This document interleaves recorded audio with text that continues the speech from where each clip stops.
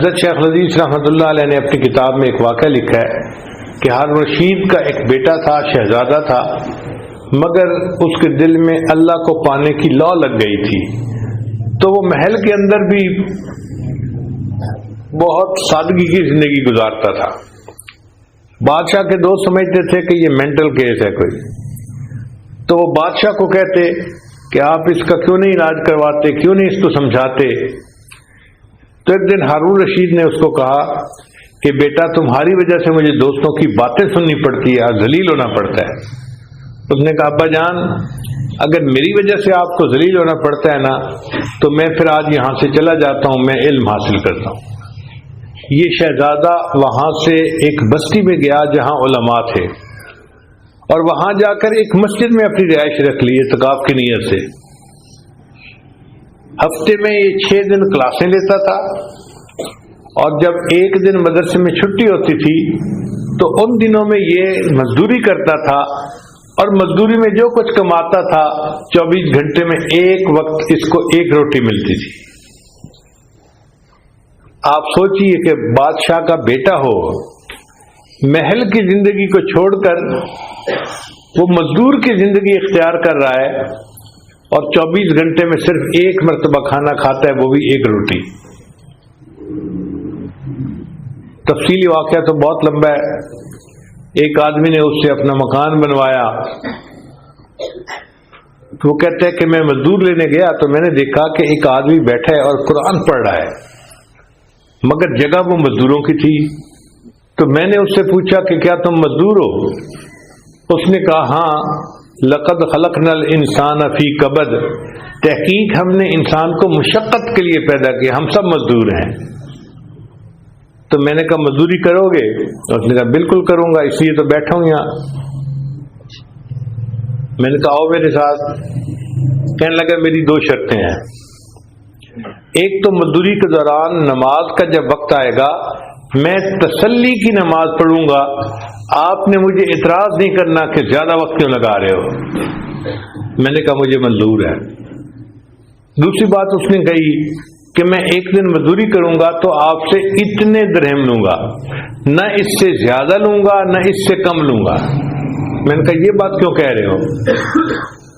کہنے لگے کہ کم لینے میں یہ مسئلہ ہے کہ میں جو درہم لوں گا اس سے میں 6 روٹیاں خریدوں گا اور روزانہ 1 روٹی کھایا کروں گا، اور میرے 6 دن آنے والے گزر جائیں گے، پھر مزدوری کا دن آئے گا، پھر مزدوری کر کے اتنے ہی پیسے لوں گا اور 1 ہفتہ اور گزار لوں گا۔ میں نے کہا کہ زیادہ کیوں نہیں لوگے؟ کہنے لگا مجھے جمع کر کے رکھنے کی کیا ضرورت ہے۔ میں اس کو لے آیا۔ اب اس نے جب مکان بنایا، دیوار بنائی، تو جو عام مزدور بناتے تھے نا اس سے دگنی مقدار میں تعداد دیوار بنا دی۔ وہ کہتے ہیں میں بڑا حیران ہوا، اور میں نے سوچا کہ میں باقی مکان بھی اسی سے بنواؤں گا۔ میں نے چھپ کے دیکھا تو وہ مزدور جو دیوار بنا رہا تھا نا اس کے وقت میں برکت تھی۔ وہ اینٹ اٹھاتا اور دیوار کے لیے رکھتا، تو ہمارے عام میسن جو ہوتے ہیں وہ تو اینٹ کو رکھتے ہیں، پھر اس کو سیدھا کرتے ہیں، پھر ٹھک ٹھک کر کے ٹکاتے ہیں، پھر دوسری اینٹ، ان کو ٹائم زیادہ لگتا ہے۔ یہ ایسا مزدور تھا کہ یہ اینٹ اٹھا کے رکھتا تھا اور اینٹ بالکل صحیح اپنی جگہ پہ ٹک جاتی تھی، اس لیے تیزی سے کام کرتا جاتا تھا۔ تو میں نے جب یہ برکت دیکھی تو میں نے فیصلہ کیا کہ میں نے پورا مکان اسی سے بنوانا ہے۔ پر مجھے پتا چلا کہ یہ تو ہفتے میں صرف 1 دن کام کرتا ہے، تو میں نے اپنا کام بند کروا دیا اور 1 ہفتہ انتظار کیا کہ اگلے ہفتے جب یہ بچہ پھر کام کے لیے آئے گا میں اسی سے مکان بنواؤں گا۔ جب کام کا دن آیا تو میں گیا جہاں سے اس نے ملنا تھا، تو ایک اور مزدور ملا۔ اس نے مجھے بتایا جی کہ وہ آج مزدور نہیں آیا۔ میں نے پوچھا وجہ کیا بنی؟ اس نے کہا کہ فلاں مسجد میں وہ رہتا ہے اور اس کو تیز بخار ہے اور وہ کام کرنے کے قابل نہیں ہے۔ میرے دل میں ایک محبت کا جذبہ پیدا ہو گیا تھا۔ میں نے کہا چلو میں جا کے اس کی توا پرسی کرتا ہوں۔ میں اس مسجد میں چلا گیا، تو میں نے دیکھا کہ وہ نوجوان چٹائی کے اوپر لیٹا ہوا ہے اور سر کے نیچے اس نے ایک اینٹ رکھی ہوئی ہے، اس کا تکیہ بنایا ہوا ہے۔ وقت کا بادشاہ کا بیٹا ہو اور وہ چٹائی کے اوپر لیٹے اور سر کے نیچے اینٹ کو تکیے کے طور پہ استعمال کرے۔ کہتے ہیں میں قریب ہوا تو اس کا جسم تو بہت گرم تھا، میں نے اس کے سر کو اپنی گود میں رکھ لیا اور میں نے اسے کہا کہ میں تمہیں اپنے گھر لے جاتا ہوں، تمہارا علاج کرواؤں گا حتیٰ کہ تم صحت مند ہو جاؤ گے۔ اس نے آگے سے جواب دیا کہ مجھے لگتا ہے کہ میرا آخری وقت قریب ہے، اگر تم مجھ سے کوئی ہمدردی کرنا چاہتے ہو تو جب میری روح نکل جائے تم میری دو چیزیں ہارون رشید کے جا کے حوالے کر دینا، وقت کے بادشاہ کے۔ وہ کیا چیزیں تھیں؟ ایک انگوٹھی تھی اور ایک قرآن مجید تھا۔ جب اس کی وفات ہوئی تو میں نے اس کو نہلایا، کفنایا، نماز جنازہ پڑھا کے دفن کر دیا۔ اب میں قرآن مجید اور انگوٹھی لے کے چلا کہ میں بادشاہ کو پیش کرتا ہوں۔ اس طرح مجھے تھوڑا تھوڑا خیال تو آیا کہ سنا ہے کہ بادشاہ کا ایک بندہ بیٹا دیوانہ ہے، مینٹل کیس ہے، کہیں یہ وہی بچہ تو نہیں ہے۔ لیکن خیر میں شہر پہنچا تو ہارون رشید نے کہیں جانا تھا اور پولیس راستہ بنوا رہی تھی، میں انتظار میں کھڑا ہو گیا۔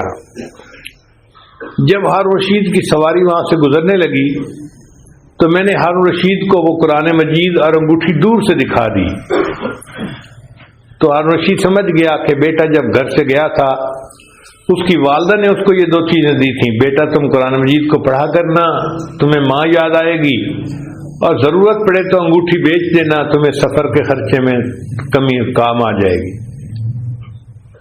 تو ہارون رشید نے پولیس کو اشارہ کیا کہ اس بندے کو میرے ساتھ لے آؤ محل میں۔